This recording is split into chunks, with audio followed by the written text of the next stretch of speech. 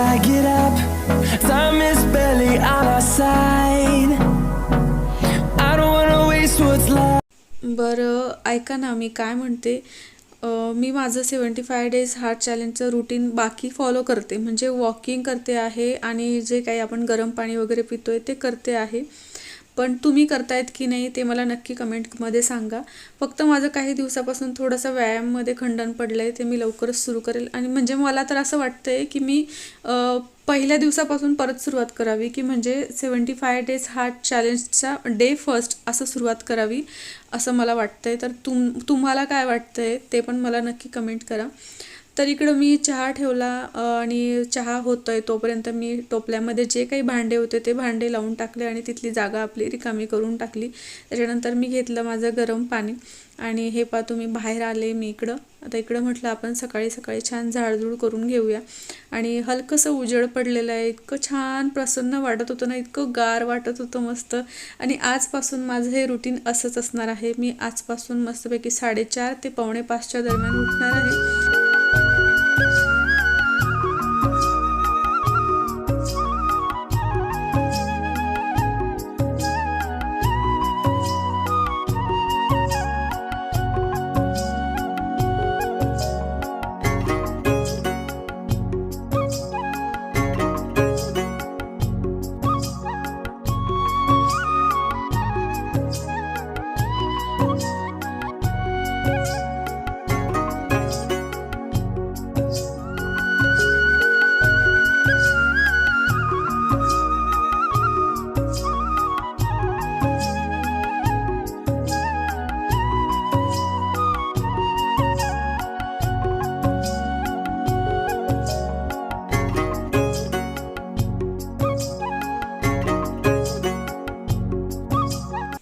आता तुम्हाला प्रश्न पडला असेल की मी आधी किती वाजता उठत होती. तर मी साधारण 6, 6:15च्या दरम्यान उठत होती रोज. पण मग काय होऊन जातं, उठली की मुलांना उठवते, त्यांचा टिफिन वगैरे झाला की आम्ही फिरायला जातो. फिरून आली की यांच्या टिफिनची वेळ झालेली असते, यांचा टिफिन करते. यांचा टिफिन गेल्यानंतर मग मी योगा करत होती. पण मग काय होऊन जातं आहे, आता रक्षाबंधन वगैरे जवळ आलेलं आहे आणि पार्लरचं पुन्हा सीझन सुरू झालेलं आहे. मग पार्लरचं क्लायंट जर आलं तर मग मला ते सगळे कामं सोडून ते क्लायंट करावं लागतं. आणि त्याच्यामुळे म्हटलं चला आपलं रुटीन चेंज करूया. आणि स्मरण करण्यासाठी तर मग कधी पण दुपारी वगैरे असा वेळ मिळतो आहे. म्हणून मी आता ठरवलं आहे की नेहमी म्हणजे आधी जसं मी उठत होती ना की सकाळी 5, 4:45 वाजता, त्या पद्धतीने मी आता उठणार आहे. आणि असं पण आपल्या स्वामींनी आपल्याला सांगितलं आहे की सकाळी लवकर उठून आपल्याला स्मरण करायला सांगितलेलं आहे. आणि इकडं फिरायला गेलो होतो ना, सकाळी बारीक बारीक पाऊस पडत होता, तर खूप छान मजा पण येत होती पावसात फिरायला. आणि आता घरी आलो होतो. घरी आल्यानंतर मुलांचं मी टिफिन करायला घेतलं. आज होता शनिवार आणि शनिवारी मुलांची शाळा थोडी लवकर सुटते. त्याच्यामुळे शनिवारी त्यांचं असं असतं की त्यांनी जे सांगितलं तेच मला बनवावं लागतं आणि ते पौष्टिक असेलच असं नाही. आणि आज त्यांनी सांगितलेलं होतं बटाट्याचे वेफर्स टिफिनला हवे होते त्यांना. तर मी इकडं वेफर्स आधी तळून घेतले आणि सोबत मी त्यांना मखानेसुद्धा देणार होती, कारण नुसते वेफर्स देण्यापेक्षा म्हटलं काहीतरी आणखीन पौष्टिक असावं. तर मखाने मी इकडं आता ते थोडंसं तूप टाकून त्याला छान असं मस्त परतून घेणार आहे आणि थोडंसं मीठ टाकूनसुद्धा. आणि हे पहा तुम्ही चिप्स तळलेले आहेत ना, तर इकडं एक एक सगळ्यांचे चालू आहेत, कारण आमच्या घरात ना सगळ्यांना खूप जास्त आवडतात बटाट्याचे चिप्स.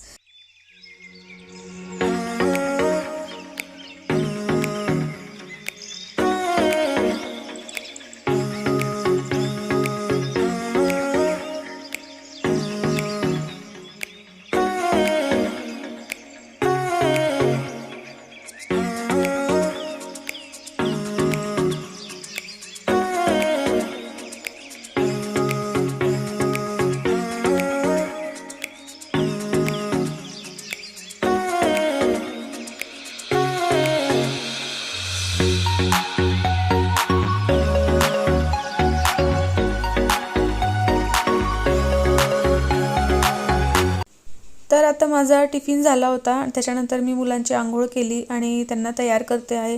आणि तुम्ही बघताय की आज केशव कलर ड्रेसमध्ये आहे, कारण आज शनिवार आणि उद्या रविवारी त्याचा वाढदिवस आहे 27 ऑगस्टला.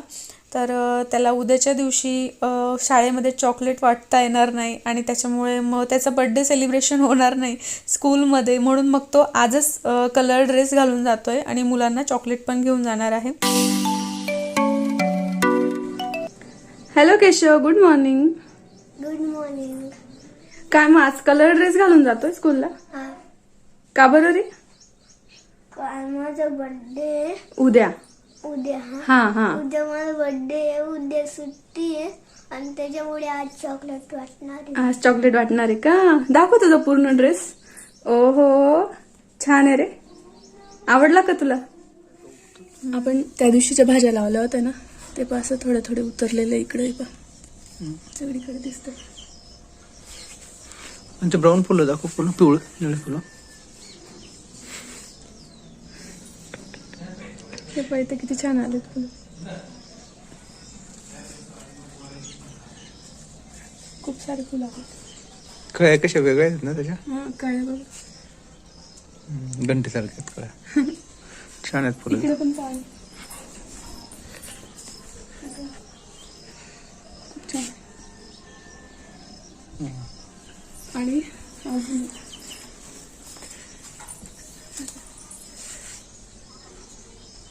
स्मेल तर इतका भारी येतो ना या फुलांचा. वरती बघ कितीच.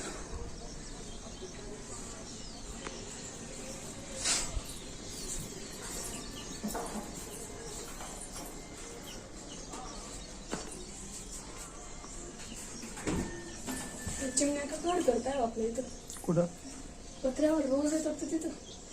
खेळत असेल, व्यायाम करायला येत असेल. पिरू बघ किती छान झालं. मोठे झाले का? थोडेसे.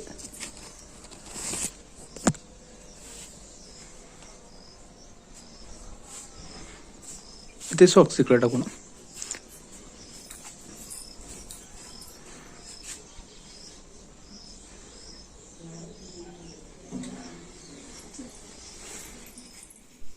तर आज आता पुन्हा मी भेंडीची रेसिपी तुमच्यासोबत शेअर करणार आहे. तर आधी आपण जिरं टाकून घेतलं आणि त्याच्यानंतर टाकलं आहे लसूण. लसूण थोडासा लाल होऊ द्यायचा आहे आणि त्याच्यानंतर आपल्याला मिरची टाकून घ्यायची आहे, तिखट हिरवी मिरची. आणि मिरची थोडीशी मस्त कलसून झाली की त्याच्यानंतर ह्या अशा मी लांब कापून घेतल्या आहेत भेंड्या. एका भेंडीचे असे 4 लांब लांब स्लायसेस मी करून घेतलेले आहेत. आणि आता हे थोडंसं आपल्याला छान कलसून घ्यायचं आहे आणि टाकायचं आहे भरपूर सारा कढीपत्ता. आणि त्याच्यानंतर आपल्याला टाकायचं आहे चवीनुसार मीठ, परत चटणी, जिरेपूड, धनेपूड, हळद टाकायची आहे थोडीशी आणि गरम मसालासुद्धा टाकायचा आहे. या गोष्टी टाकून झाल्या की आपण छान असं कलसून घ्यायचं आहे आणि सगळं एकजीव होईपर्यंत कलसून घ्यायचं आहे. त्याच्यानंतर थोडंसं 2-3 मिनटासाठी आपण झाकण ठेवून घ्यायचं आहे. आणि हो, मस्त कोथिंबीरसुद्धा टाकायची आपल्याला. आणि झाकण काढल्यानंतर मग भाजी कशी दिसते हे पहा. खूप भारी वाटते, एकदम मस्त टेस्टी भाजी लागते ही. एकदा तुम्ही करून बघा. तर आज मला तुमच्यासोबत ही गोष्ट शेअर करायला खूप जास्त म्हणजे मनापासून इच्छा झालेली आहे, कारण खूपच दिवसानंतर मी एवढी हसलेली आहे आज आणि इतकं हसू येत होतं ना मला, काय सांगू तुम्हाला. तर स्टोरी शॉर्टमध्ये अशी आहे की हिला जे पाहुणे पाहायला येतात त्यांची अशी इच्छा असते की त्यांना मुलगी लांब केसांची हवी असते, लांब केसांवाली. मग हिला घरचे जबरदस्ती करतात आणि ही गंगावन लावून घेते आणि खोटे लांब केस असे दाखवून देते आणि त्याच्यानंतर मग तिची काय फजिती झालेली आहे तर ते ह्या पिक्चरमध्ये आहे. आणि हा शॉर्ट तर इतका भारी ना, तर तुम्हाला वाटतं तुम्ही नक्कीच पहा हा पिक्चर. इतकी हसली होती मी त्या दिवशी, म्हणजे मी तुम्हाला समजावं यासाठी थोडंसं सांगते. आता हे तिने ते जे डुप्लिकेट केस आहेत ना तिचे, ते तिने इकडं आंघोळीला आली ना ती, त्यावेळेला ते घेऊन आली ती आणि आंघोळ वगैरे केली तिने, केस धुतले तिचे ओरिजिनल, पण हे डुप्लिकेट केस आहे ते कोरडेच राहिले. मग लगेच तिचा नवरा तिला विचारतो, म्हणे तू आंघोळ केली आणि केस नाही धुतले का? तर ती परत जाते बाथरूममध्ये आणि त्याच्यानंतर ती केस कसे धुते तिचेवाले ते पाहायला इतकी मजा आली होती ना, ते तुम्ही बघा.